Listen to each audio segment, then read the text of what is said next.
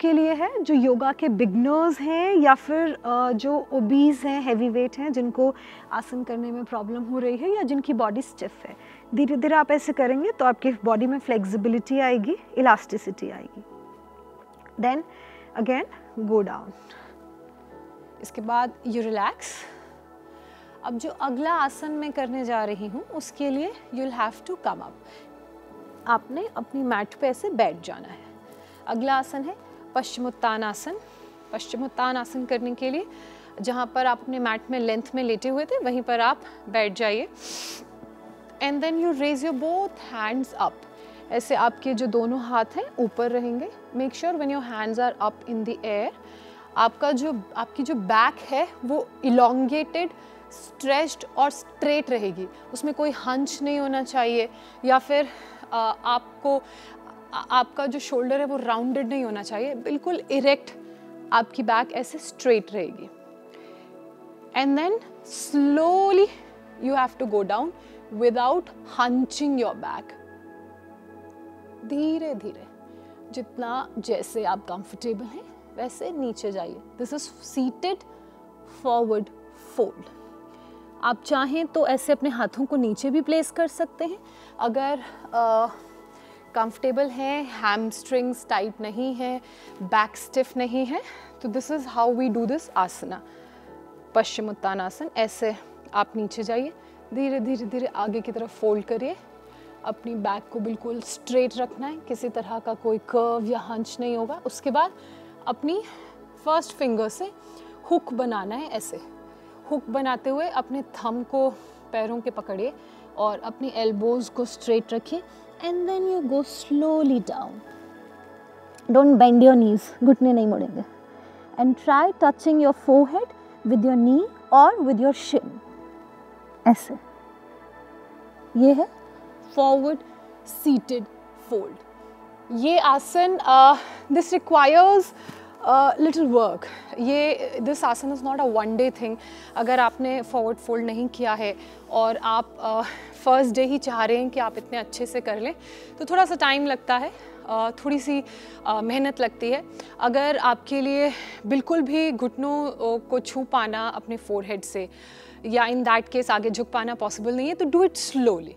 आप थोड़ी देर करिए, होल्ड करिए, फिर ब्रीदिंग करिए, फिर और नीचे डीपर जाइए जितना आप कंफर्टेबल हैं। हाँ, but one thing that I want to tell you is कि अगर आप इस आसन को रेगुलरली करेंगे तो आपको जो भी इनहिबिशंस हैं या जो भी फियर्स हैं कि भाई आगे बेंड नहीं हो पा रहे हैं या फ्लेक्सिबिलिटी नहीं है या स्ट्रेंथ नहीं है टू होल्ड और to stay in that position, तो वो सारे इनहिबिशंस दूर होंगे। लेकिन उसके लिए आपको आसन रेगुलरली करना पड़ेगा। जो अब अगला आसन मैं आपको बताने जा रही हूँ वो भी बहुत सिंपल आसन है, वो है बाल आसन, चाइल्ड पोज। उसके लिए भी आप चाहें तो मैट के सेंटर में या फिर मैट के टॉप पे या फ्रंट पे पैरों को पीछे करके बैठ सकते हैं। ऐसे आप बैठ जाइए आराम से। उसके बाद आपने ब्रीद इन करना है। ब्रीद इन करने के बाद you raise your hands above and slowly start bending, going down. ऐसे बाल आसन, चाइल्ड पोज में धीरे से, किसी जल्दबाजी की ज़रूरत नहीं है। आराम से धीरे धीरे आपने ये आसन करने। जब आप ये आसन करेंगे तो जो प्रेशर है वो आपके पेट में फील होगा आपको, और this is also very good for bloating and gas की प्रॉब्लम। और धीरे से आप ऊपर आ जाइए। और जब आप ऐसे अपने पंजों के बल बैठेंगे तो ये आसन आपके डाइजेशन के लिए भी बहुत अच्छा है, क्योंकि जब पैरों का प्रेशर आपके लोअर बॉडी से अपर बॉडी और कोर तक पहुंचता है तो ब्लड सर्कुलेशन भी तेज़ होता है और उससे जो डाइजेशन का प्रोसेस है वो फास्ट हो जाता है। And that is the reason बोलते हैं कि आप ऐसे बैठ के खाना खाइए या खाना खाने के बाद कुछ देर इस आसन में बैठिए। इसके अलावा एक आसन और मैं आपको बताऊंगी, दैट इज़ चेस्ट ओपनर। ये भी बहुत अच्छा है फॉर गैस और ब्लोटिंग की जो भी प्रॉब्लम आपको हो रही है। तो पैर पीछे करके ऐसे पंजों पे आप बैठ जाइए। उसके बाद आप अपने दोनों हाथों को ऊपर ऐसे रेस कर लीजिए and try bending towards back, little towards back. बहुत ज़्यादा पीछे नहीं मुड़ना है, आप गिर जाएंगे। जितना आप जा सकें। ये भी हार्ट ओपनर आसन। धीरे धीरे try holding it for 5 to 10 seconds और मे बी 5 to 6 seconds। तो इस आसन में आपको प्रेशर आपके कोर पे, आपके पेल्विक पे और आपकी बैक में फील हो रहा होगा। अगर आपको किसी भी तरह की बैक प्रॉब्लम है तो पीछे झुकने वाले, अगर बहुत इनिशियल स्टेज में है तो ये सारे आसन अवॉइड कीजिए। एडवांस स्टेज की कोई बैक की प्रॉब्लम है तो please go and visit doctor. और अगर बीपी की प्रॉब्लम है तो भी मेक श्योर कि आप ये आसन बहुत केयरफुली और बहुत ध्यान से करें, और हो सके तो किसी की एक्सपर्ट गाइडेंस में करें।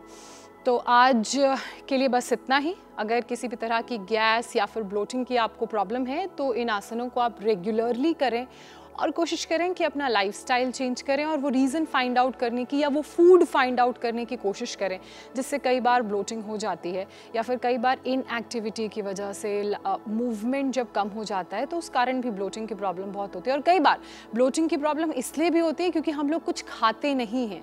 तो खाना है राइट अमाउंट, राइट पोर्शन में खाना है, और कोशिश करिए कि आप अपनी हेल्दी थाली में फाइबर ज़्यादा लें, यानी कि raw fruits, vegetables, raw vegetables, खूब सारा सैलड लें, प्रोटीन रिच डाइट आप लें। कार्ब्स भी बहुत ज़रूरी है क्योंकि शरीर में एनर्जी चाहिए होती है, लेकिन इन सबको कंट्रोल्ड पोर्शन मील और लिमिटेड अमाउंट में लें। जैसे अगर बहुत स्वीट क्रेविंग है तो make sure you eat healthy sweet.